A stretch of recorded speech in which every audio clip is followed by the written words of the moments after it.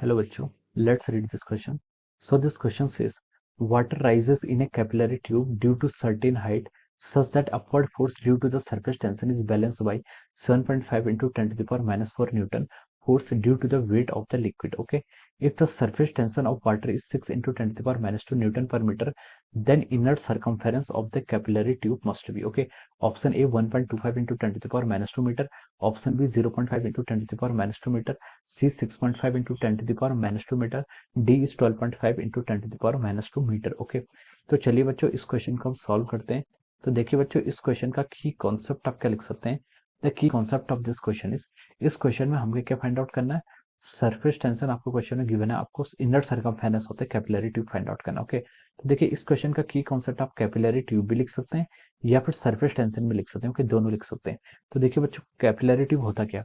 Capillary आपकी क्या होती है, देखिए कैपिलरी ट्यूब आपकी एक्सट्रीमली थिन क्या होती है, एक ग्लास की, या most of the time glass की क्या होती है आपकी, एक क्या होती है, ग्लास की क्या होती है, सिलेंड्रिकल, या आपके सिलेंड्रिकल शेप में ग्लास की क्या होती है, रॉड होती है. Okay, this is the, okay, ये आपकी क्या है, this is the capillary tube. Okay, ये क्या होती है, open from both the end, ये आपकी दोनों एंड से क्या होती है, ओपन होती है. ओके, तो देखिए जब हम इस कैपिलरी ट्यूब को जब हम क्या करते हैं, वाटर में डिप करते हैं, वाटर या फिर किसी लिक्विड में डिप करते हैं, क्वेश्चन में हमें वाटर गिवन है, तो हम बोल सकते हैं कि देखिए, तो इसमें क्या होता है आपका, ये आपका देखिए हमने इसको किसी वाटर में डिप करा हुआ है. Okay, this is dipped in water. Okay, तो देखिए ये आपका क्या है, दिस इज द इंटरफेस, ये आपका इंटरफेस है. Okay, this is the interface of the water. Okay, तो देखिए जब हम इसमें वाटर में इसको डिप करते हैं, तो देखिए यहाँ पर क्या होता है, आपका rise of the water, liquid का राइज होता है. ओके, लिक्विड का राइज होता है किसमें, आपका कैपिलरी ट्यूब में. Okay, up to a certain height, let मैं इस हाइट को क्या बोल देता हूँ, इसको पे small H. Okay, small H में स्मॉल एच का आपका rise in of the water in the capillary tube. Okay, तो ये आपकी कहलाती है कैपिलरी ट्यूब. और किस कारण से राइज हो रहा है, this is because of the force of the tension. ये आपका क्या है,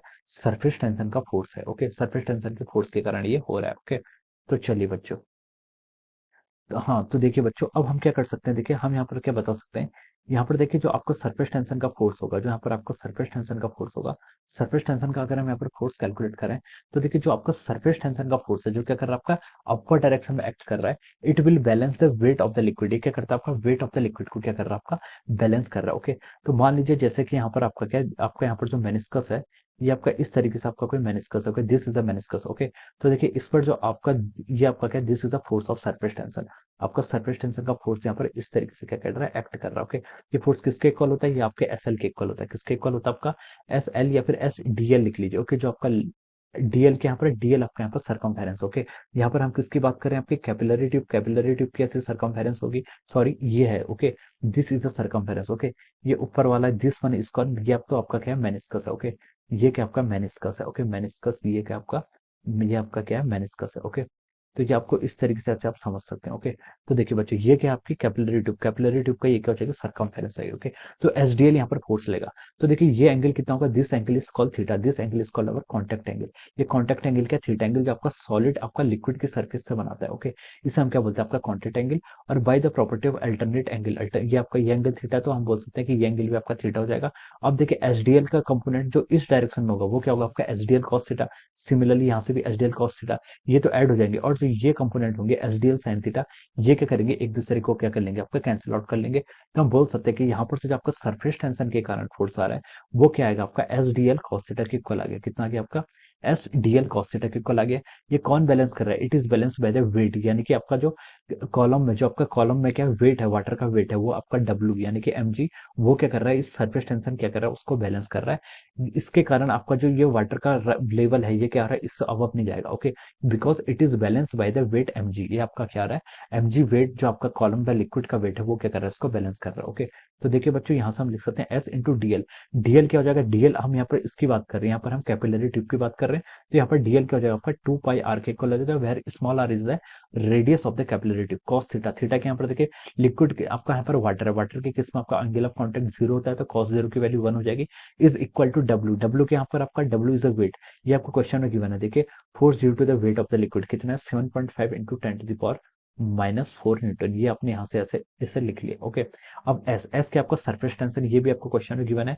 सरफेस टेंशन 6 × 10⁻², गिवन है। कितना? 6 × 10⁻² गिवन है, इंटू 2πr। 2πr क्या हो जाएगा? यहाँ पर आपकी सरकमफेरेंस है, इनर सरकमफेरेंस क्वेश्चन ने बोला कि हमें कैलकुलेट करना है, तो ये हो जाएगा आपकी इनर सरकमफेरेंस हो जाएगी। ओके, तो इसी 2πr की वैल्यू हमें यानी कि सरकमफेरेंस की वैल्यू कैलकुलेट करनी है।